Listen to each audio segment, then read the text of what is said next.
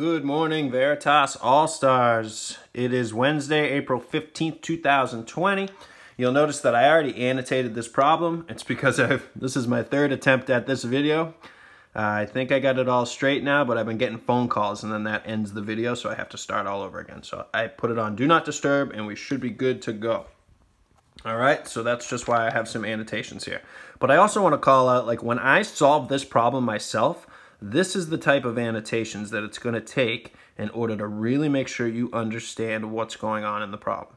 So this is something that when you are solving a problem, you should be doing these annotations. You'll see that this I really brought out to my attention because that's super important for this problem.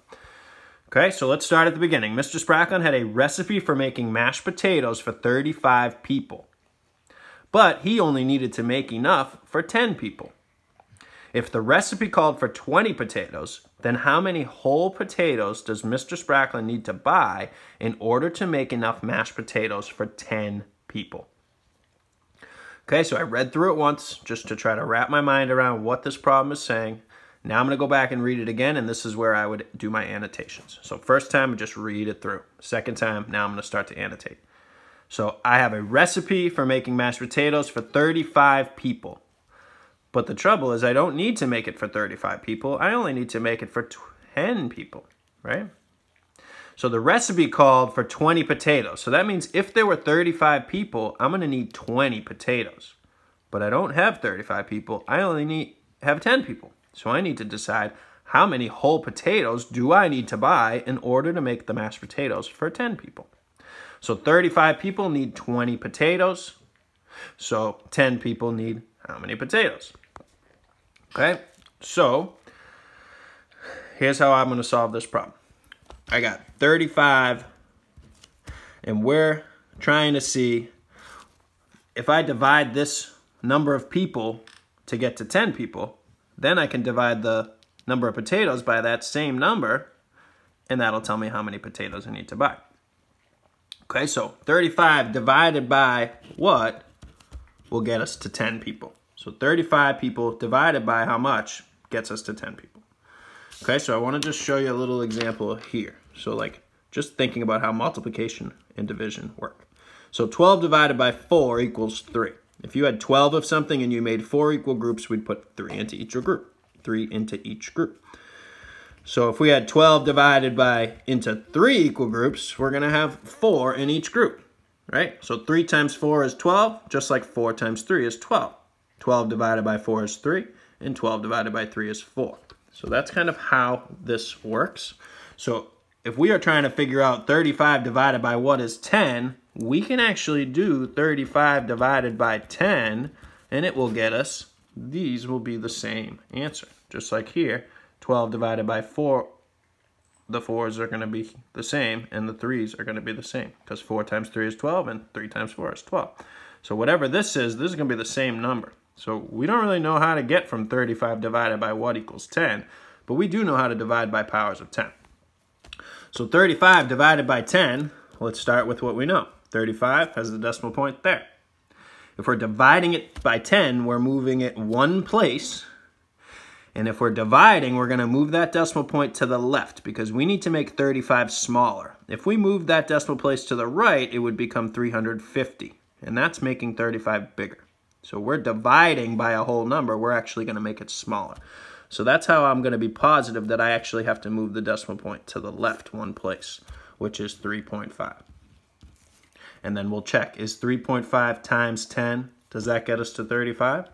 3.5 times 10 gets us to 35. Okay, so same answer can go here.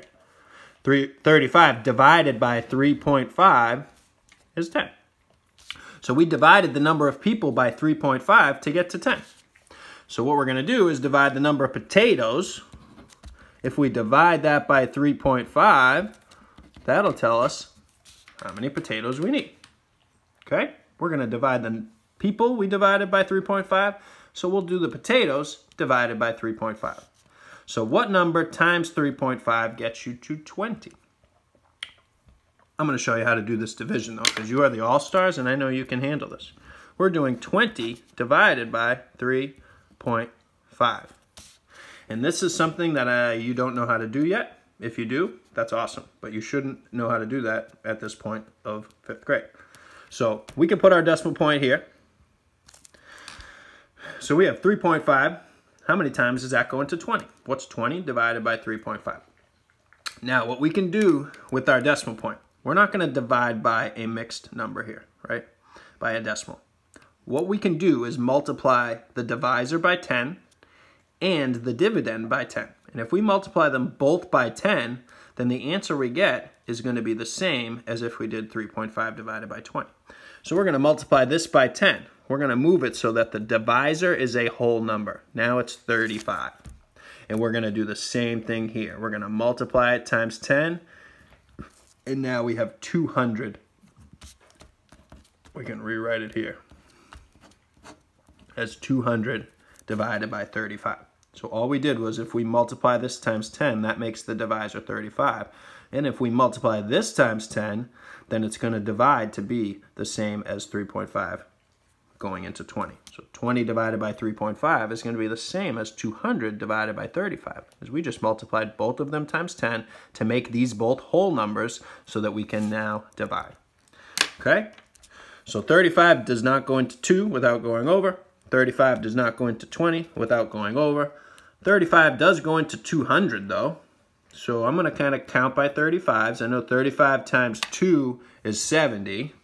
So times 4 would be 140, right? 70 plus 70 makes 140.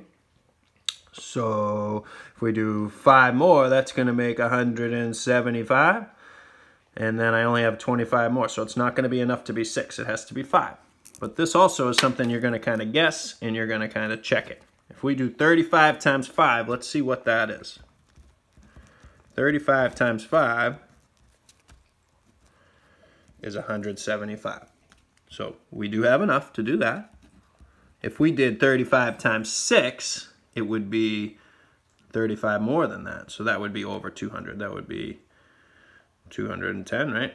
85, 95. Yeah, 210. And that's too much. So it has to be 5. So 5 times 35 we just did is 175. Then we'll subtract to see how much we have left. 200 minus 175 is 25.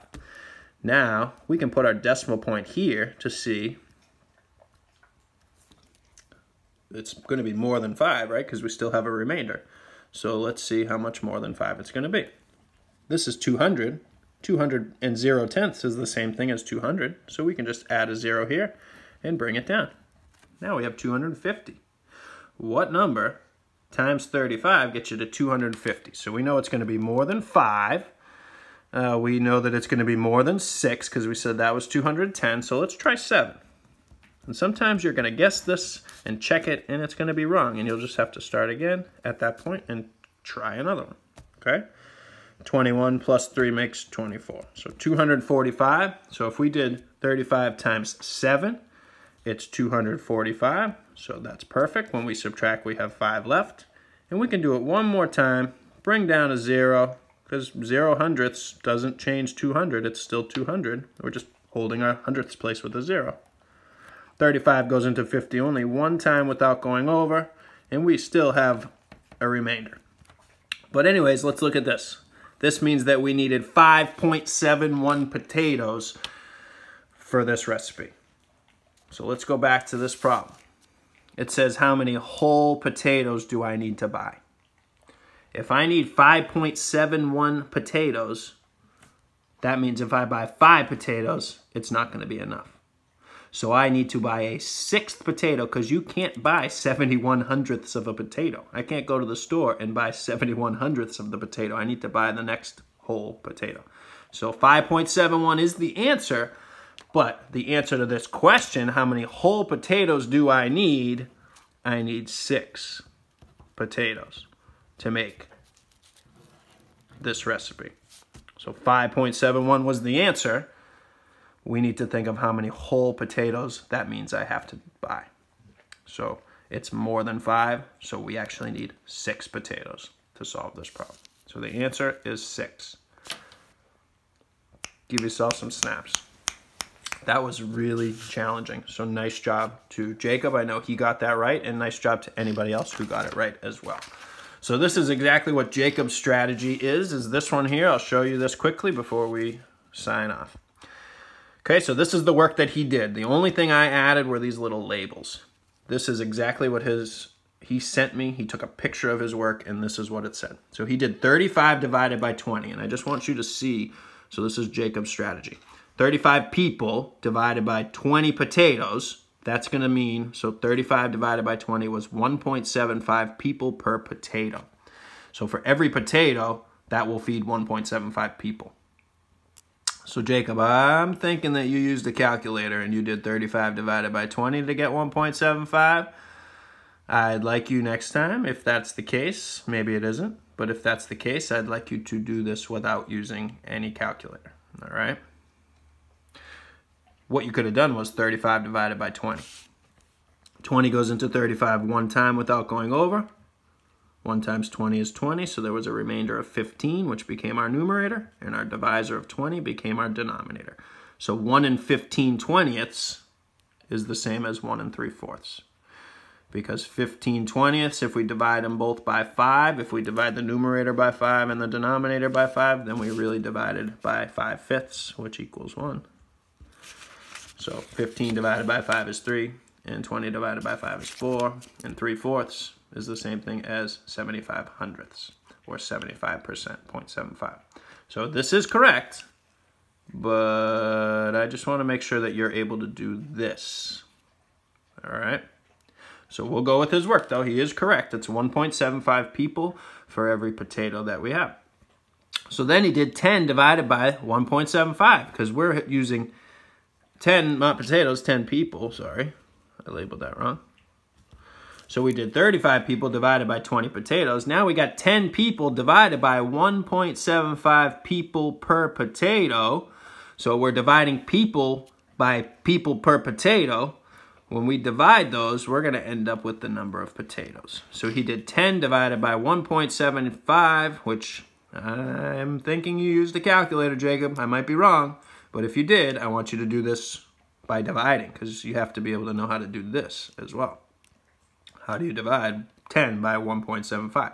He's correct, though. When you divide 10 by 1.75, you get 5.71 potatoes. And just like he wrote here, 5.71 really means that we need 6 whole potatoes. Okay? So great job, Jacob. Awesome strategy. You got the right answer. I just want to make sure that these decimals were not just plugged into a calculator, because on a test you won't be able to do that. But let me quickly show you how to do 10 divided by 1.75. Okay, just to show you that, yes, it is 5.71. So just like we did on the last one, we can't really divide by a mixed number here, like by a decimal, 1.75, but we can multiply this times 100, move that decimal place 2 spots. And if we do the same thing here, multiply it times 100, which means we have to fill in this with 2 zeros. So 10 times 100 is 1,000. And 1.75 times 100 is 175. So we're really doing 1,000 divided by 175. And we'll put our decimal point right where it is there. Okay, so we're going to end up with the same answer when we do it this way as we did with this. So 1.75 goes into 10. It's going to be the same thing as how many times 175 goes into 1,000. Okay? So 175 doesn't go into 1. It doesn't, let me use a different color pen. It doesn't go into 1. It doesn't go into 10. It doesn't go into 100. So how many times does 175 go into 1,000? We all know the answer, so we can guess 5. 175 times 5